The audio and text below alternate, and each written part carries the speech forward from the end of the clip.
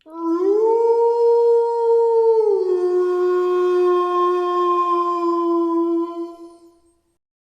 Friends, ఇంకొక కొత్త horror స్టోరీతో మీ ముందుకు వచ్చేసాను. ఈ స్టోరీ చాలా ఇంట్రెస్టింగ్గా ఉంటుంది. సో వీడియో మొత్తం చూసి మీకు నచ్చితే వీడియోని లైక్ చేసి మా ఛానల్ని సబ్స్క్రైబ్ చేసుకొని పక్కనున్న బెల్ సింబల్ యాక్టివేట్ చేసుకోండి. ఇక లేట్ చేయకుండా స్టోరీలోకి వెళ్ళిపోదాం. వికారాబాద్ టౌన్. సమయం రాత్రి 9 గంటలు అవుతుంది. సుకన్య తన స్కూటీ మీద వికారాబాద్ నుండి శంకర్పల్లి వెళ్తోంది. తను ఫారెస్ట్ డిపార్ట్మెంట్లో పనిచేయడంతో అప్పుడప్పుడు రీసెర్చ్ వల్ల కాస్త ఆలస్యం అవుతూ ఉండేది. అలా వికారాబాద్ నుండి కొంచెం దూరం వెళ్ళగానే సుకన్య స్కూటీ టైర్ పంచర్ అయింది. చుట్టూ మామిడి చెట్లు తప్ప ఎలాంటి పంచర్ షాప్స్ కనిపించలేదు. సుకన్యకి ఏం చేయాలో అర్థం కావడం లేదు. అలా భయంతో చూస్తోంది. ఇంతలో ఆ మామిడి చెట్ల మధ్య ఒక గెస్ట్ హౌస్ కనిపించింది. అది హైవే కావడంతో, అందులోనూ ఆ అమ్మాయి కావడంతో భయం ఇంకాస్త ఎక్కువైంది. తనలో భయం అంతకంతకు పెరిగిపోతుంది. ఏదైనా బస్సు వస్తే ఎక్కేసి వెళ్దాం అనిపించింది.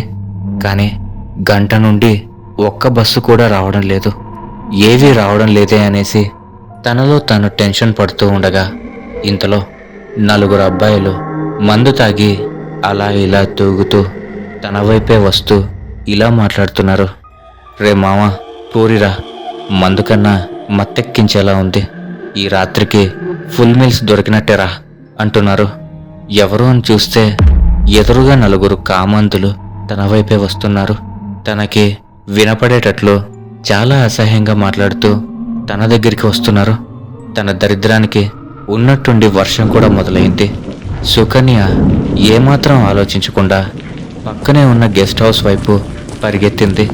ఆ గెస్ట్ హౌస్ గేట్ తీసుకొని లోపలికి వెళ్ళి ఆ ఇంటి తలుపు ముందు నిల్చొని గట్టిగా తలుపు కొడుతోంది. హలో, ప్లీజ్ ఎవరైనా ఉన్నారా? ప్లీజ్ డోర్ ఓపెన్ చేయండి అని అరుస్తోంది. లోపలి నుండి డోర్ ఓపెన్ చేసి బాగా వర్షానికి తడిచిపోయి ఉన్న సుకన్యని పైనుండి కింద వరకు చూసి, ఎవరమ్మా నువ్వు ఈ టైంలో ఇక్కడ ఏం చేస్తున్నావు? తన వైపు అదోలా చూస్తూ ఒకతను అడిగాడు. సుకన్య టెన్షన్ పడుతూ జరిగిందంతా చెప్పింది.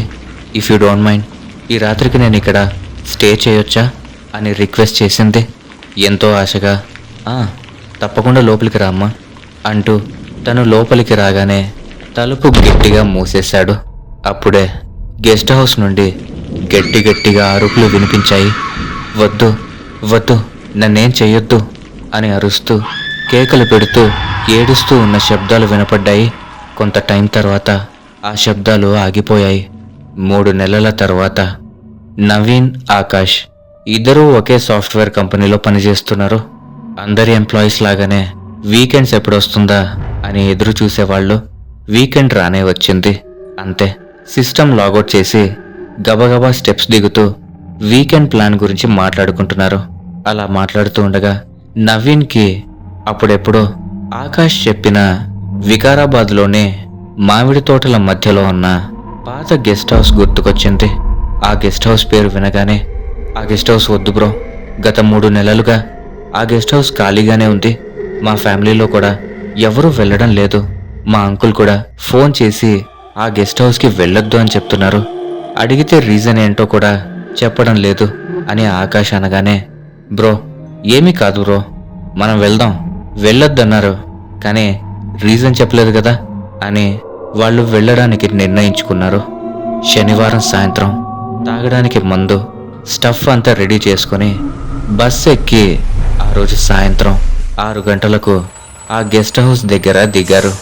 కాళరాత్రి కమ్ముకుంటున్న వేళ కాలి నడకన ఆ గెస్ట్ హౌస్ దగ్గరికి చేరుకుంటున్నారు. ఫైనల్గా గెస్ట్ హౌస్ గేట్ ముందు ఉన్నారు. ఆ చుట్టుపక్కల వీస్తున్న గాలి అమాంతం ఆగిపోయింది. మామిడి తోట మౌనంగా మూలుగుతోంది. ఉన్నట్టుండి అక్కడి వాతావరణం ప్రశాంతంగా మారి ఇద్దరిని పులకరిస్తోంది. ఆకాష్ గేట్ ఓపెన్ చేయగానే ఒక్కసారిగా పెద్ద గాలి చుట్టుపక్కల వీచింది. గబగబా పరిగెత్తుకుని వెళ్ళగానే తలుపుకి తాళం వేసి ఉంది. వాళ్ళకప్పుడే అర్థమైంది వాళ్ళు కీ తెచ్చుకోలేదని. బ్రో ఇప్పుడెలాగా లోపలికి వెళ్ళడం అని నవీన్ అనగానే అటు ఇటు చూసి ఆకాష్ పక్కనే ఉన్న గ్రానైట్ రాయిని ఎత్తుకొచ్చాడు. ఆ రాయిపై రక్తపు మరకలు కనిపించాయి. దానిని పట్టించుకోకుండా తాళం పగలగొట్టేందుకు రాయి పైకెత్తి తాళం దగ్గరికి తీసుకుని రాగానే ఆ తాళం ఆటోమేటిక్గా ఓపెన్ అయ్యింది. నవీన్ షాక్ అయ్యాడు. బ్రో, ఏంటిది? ఏంటి స్పెషల్ ఎఫెక్ట్స్? నేనెప్పుడు చూడలేదు అని నవీన్ అన్నాడు. అదేమీ లేదు బ్రో, చాలా రోజులైంది కదా, తుప్పు పట్టి గాలికి వైబ్రేట్ అయ్యి ఓపెన్ అయ్యిందేమో అంతే అన్నాడు ఆకాష్. తరువాత ఇద్దరు లోపలికెళ్ళి లైట్స్ ఆన్ చేశారు. 3 నెలల నుండి ఆ గెస్ట్ హౌస్ ఖాళీగా ఉన్నా కూడా ఇంకా క్లీన్గానే ఉంది. వాళ్ళ దగ్గర ఉన్న డ్రింక్ స్టఫ్ని తీసే హాల్లోనే సిట్టింగ్ వేశారు. 2 పెగ్గులు వేయగానే నవీన్ మత్తులో, బ్రో, ఈ టైంలో మందుకి మంచింగికి ఒక అమ్మాయి ఉంటే భలే ఉండేది కదా అన్నాడు. అలా అనగానే ఫస్ట్ ఫ్లోర్ నుండి ఎవరో అమ్మాయి పక్కపక్క నవ్విన శబ్దం వినిపించింది. ఇద్దరు ఒకరి మొహాలు ఒకరు చూసుకొని అలా ఫస్ట్ ఫ్లోర్ వైపు చూశారు. అక్కడ ఎవరూ కనిపించలేదు. నవీన్ గ్లాస్ చేతిలో పట్టుకుని, బ్రో, నిజం చెప్పు, నువ్వు ముందుగానే ఒక అమ్మాయిని సెట్ చేసి పెట్టావు కదా, దొంగవి, నువ్వు దొరకవు అన్నాడు. ఆకాష్ కొంచెం కోపంతో, ఏంటి బ్రో, నువ్వు గుర్తు చేస్తేనే కదా ఇక్కడికి వచ్చింది, అయినా ఈ గెస్ట్ హౌస్లో అమ్మాయి ఎందుకుంటుంది, ఇదంతా మన భ్రమ అయి ఉంటుంది, అయినా మనం పిలిస్తే వచ్చే అమ్మాయి ఎవరుంటారు బ్రో అని ఆకాష్ చెప్పేలోపు బయట నుండి ఎవరో చెత్త ఊడుస్తున్న శబ్దం వినిపించింది. ఎవరో, నేను వెళ్ళి చూస్తాను బ్రో అని నవీన్ తలుపు తీసుకుని వెళ్ళి చూస్తే ఒక ముసలావిడ అక్కడ చెత్తను ఊడుస్తూ కనిపించింది. నవీన్ కొంచెం గొంతు మార్చి, ఓ అవ్వా, ఎవరు, ఇక్కడేం చేస్తున్నావు, ఊడ్చింది చాలు, పోపో అన్నాడు. అలా ఎంత అరిచినా ఆ ముసలావిడ అలా ఊడుస్తూనే ఉంది. నవీన్ కోపంతో ఆమె దగ్గరికి వెళ్ళి భుజం పట్టుకొని, ఏ ముసల్దానా, చెప్తే అర్థం కదా, పో ఇక్కడి నుంచి అని అనగానే ఆమె వెంటనే వెనక్కి తిరిగి చూసింది. అప్పటికే ఆమె చాలా నీరసంగా కనిపించింది. నేను ఈ ఇంటి పని మనిషిని బాబు, ఈ ఇంట్లో మనుషులు ఉన్నా లేకపోయినా ఇంటిని శుభ్రంగా ఉంచుతాను, నా పనే అది అని వణుకుతున్న గొంతుతో అంటోంది. అప్పుడు నవీన్, హో గట్లనా, ఊడు ఊడు అని నవీన్ లోపలికెళ్ళి ఆకాష్కి చెప్పగానే ఆకాష్ కంగారు పడుతూ, బ్రో, నువ్వు చూసింది నిజమేనా? ఇట్స్ ఇంపాసిబుల్, ఆ ముసలిది చనిపోయి 3 ఏళ్ళు అవుతోంది అని అనగానే నవీన్ షాక్ అయ్యి అక్కడే నిలబడిపోయాడు. వెంటనే తేరుకొని, బ్రో, ఇది గెస్ట్ హౌస్ కాదు, గోస్ట్ హౌస్, ఈ టైంలో కరెంటు పోవాలి, అంతే మన పని అన్నాడు. అలా అనగానే విచిత్రంగా కరెంటు పోయింది. ఇద్దరూ ఒకరిని ఒకరు గట్టిగా పట్టుకొని నిల్చున్నారు. అప్పుడే ఎవ్వరో తలుపుని గట్టిగా బాదుతున్నారు. అది వినగానే గుండె జల్లుమంది. ఆకాష్ ధైర్యం తెచ్చుకొని, ఎవరో చూస్తాను అంటూ తలుపు దగ్గరికి వెళ్తుంటే నవీన్, వెళ్ళొద్దు, అది ముసలి దయ్యమే, వెళ్ళొద్దు బ్రో, వెళ్తే వచ్చేస్తుంది, మనల్ని చంపేస్తుంది బ్రో అంటున్నాడు. అయినా వినకుండా ఆకాష్ తలుపు తీయగానే తడిచిపోయిన బట్టలతో ఒక 25 సంవత్సరాల వయసున్న అమ్మాయి ఉంది. ఆకాష్ పైనుండి కింద వరకు చూసి, ఎవరండి మీరు, ఎవరు కావాలి అని అడిగాడు. దానికి ఆ అమ్మాయి, నా పేరు సుకన్య అండి, శంకర్పల్లి వెళ్తుంటే ఉన్నట్టుండి బైక్ ట్రబుల్ ఇచ్చింది, పైగా వర్షం కురుస్తోంది, ఎలా వెళ్ళాలో తెలియక గెస్ట్ హౌస్ కనపడితే ఇలా వచ్చాను, ఇఫ్ యూ డోంట్ మైండ్ ఈ రాత్రికి ఇక్కడ స్టే చేయొచ్చా అని అడిగింది. అంతా విన్నాక ఆకాష్ లోపలికి రమ్మని పిలిచి తలుపు వేయబోతూ ఆకాశం వైపు చూశాడు. అసలు వర్షమే లేదు. సుకన్య గెస్ట్ హౌస్లోకి అడుగు పెట్టగానే కరెంటు ఆటోమేటిక్గా వచ్చేసింది. ఆకాష్ మైండ్లో ఏదో చిన్న అనుమానం, అయినా అమ్మాయి కాబట్టి లైట్ తీసుకొని, మేడం, మీరు ఇక్కడే ఉండండి, మీకోసం కాఫీ తీసుకుని వస్తాను అని చెప్పి కిచెన్లోకి వెళ్ళాడు. కానీ నవీన్ మాత్రం అనుకోని అతిథిలాగా వచ్చిన ఆ అమ్మాయిని తదేకంగా తనివి తీరా ఆ అమ్మాయిని కన్ను ఆర్పకుండా చూస్తూ ఉన్నాడు. సుకన్య ఇబ్బంది పడుతూ, వాష్రూమ్ ఎక్కడా అని నవీన్ని అడిగింది. సుకన్య మెల్లిగా నడుచుకుంటూ వెళ్తుంటే సుకన్య కాలి మువ్వలు గల్ గల్ అని అంటున్నాయి. వాటిని చూస్తున్న నవీన్ గుండె జల్ జల్మంటుంది. ఇదే మంచి ఛాన్స్ అనుకుని తన వెనకాలే వెళ్ళి బాత్రూమ్ డోర్ లాక్ చేసేశాడు. ఇటు కాఫీ తీసుకుని వచ్చిన ఆకాష్కి ఇద్దరూ కనిపించకపోవడంతో కంగారుగా అటూ ఇటూ చూస్తూ ఉన్నాడు. ఇంతలో బాత్రూం నుండి గట్టిగా ఏడుపు వినిపించింది. కాపాడండి, కాపాడండి అని అమ్మాయి అరుస్తూ ఏడుస్తున్న శబ్దం వినపడగానే ఆకాష్ బాత్రూం దగ్గరికి వెళ్ళగానే ఆ అరుపులు ఇంకాస్త ఎక్కువయ్యాయి. తర్వాత ఆ శబ్దం ఆగిపోయింది. కాళ్ల కింద ఏదో తడిగా అనిపించి కిందికి చూశాడు. ఎర్రని రక్తం ఏరులా పారుతోంది. తలకు బద్దలు కొట్టి లోపలికి వెళ్ళి చూశాడు ఆకాష్. లోపలికి వెళ్ళి చూడగానే బాత్రూం టబ్లో సుకన్య బట్టలు లేకుండా వంటి మీద చిత్ర విచిత్రమైన గాయాలతో మొహమంతా చాలా ఘోరంగా మొహం మొత్తం పగిలిపోయి ఉంది. శవమై పడి ఉంది. అక్కడ ఉన్న గ్రానైట్ రాయి రక్తంతో తడిసిపోయి ఉంది. ఆ దృశ్యాన్ని చూసిన ఆకాష్కి గుండె ఆగినంత పనయింది. ఇదంతా నవీనే చేశాడా అని వెనక్కి తిరిగి చూడగానే ఎదురుగా నవీన్ కనిపించాడు. నవీన్ చాలా బాధగా ఆకాష్ వైపు చూస్తూ, బ్రో ఇక నుంచి వెళ్ళిపో, లేదంటే ఆ అమ్మాయి చేతిలో నువ్వు కూడా చచ్చిపోతావు, త్వరగా వెళ్ళిపో బ్రో అంటూ పొగ రూపంలో నవీన్ మాయమైపోతున్నాడు. ఆ మాయమైపోతున్న నవీన్ని చూస్తూ వెనక్కి తిరిగి బాత్రూంలో చూడగానే ఇంతకు ముందున్న సుకన్య పడి ఉన్న ఆ ప్లేస్లో నవీన్ శవమై పడి ఉన్నాడు.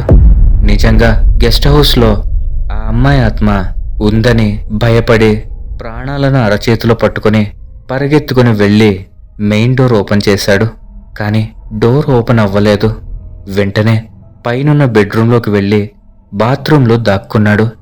వెంటనే వాళ్ళ అంకుల్కి కాల్ చేసి జరిగిందంతా చెప్పి త్వరగా రమ్మని చెప్పాడు. భయంతో ఊపిరి కూడా తీసుకోలేకపోతున్నాడు.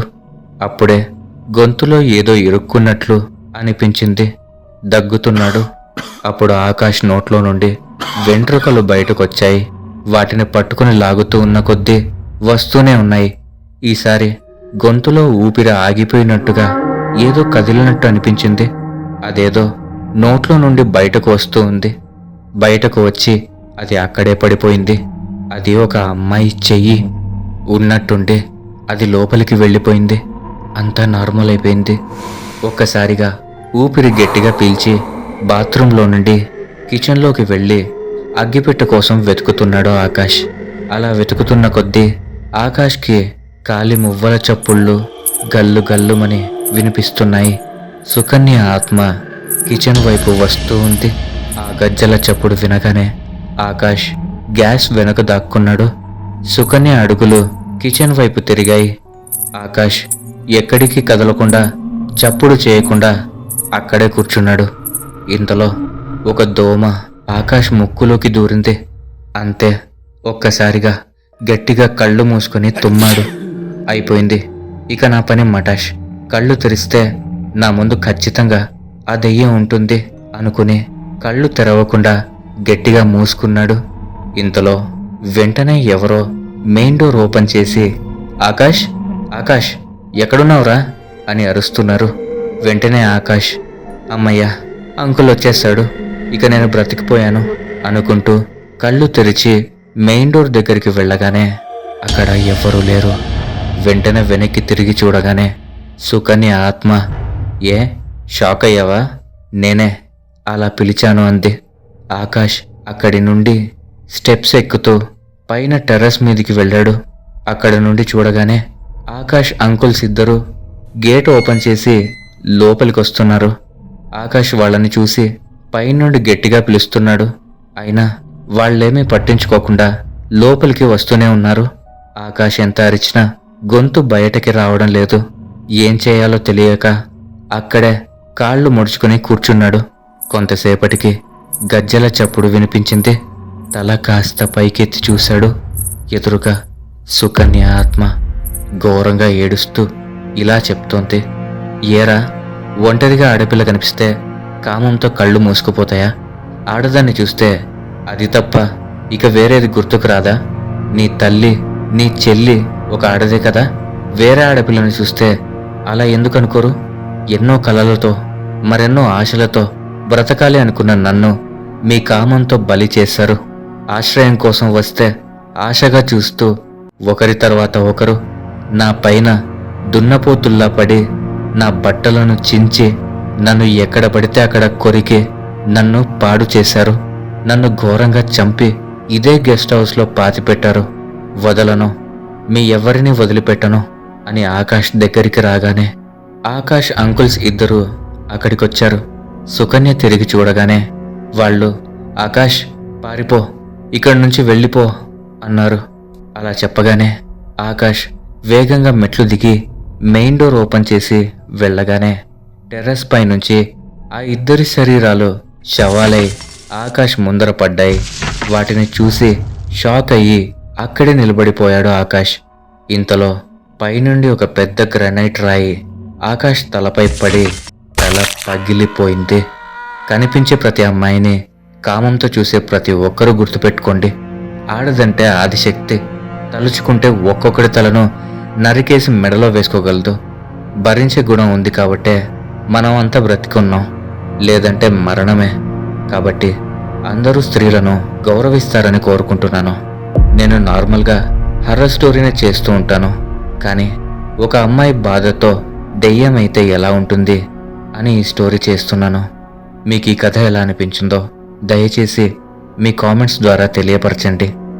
ఓకే ఫ్రెండ్స్, ఈ స్టోరీ కనుక మీకు నచ్చినట్లయితే ఖచ్చితంగా ఈ వీడియోని ఒక లైక్ చేసి మీ అభిప్రాయాలను కామెంట్ చేసి మీ స్నేహితులు మరియు బంధువులతో షేర్ చేసుకోండి. అలాగే మా ఛానల్ని సబ్స్క్రైబ్ చేసుకొని పక్కనున్న బెల్ సింబల్ని యాక్టివేట్ చేసుకోండి. Thanks for watching.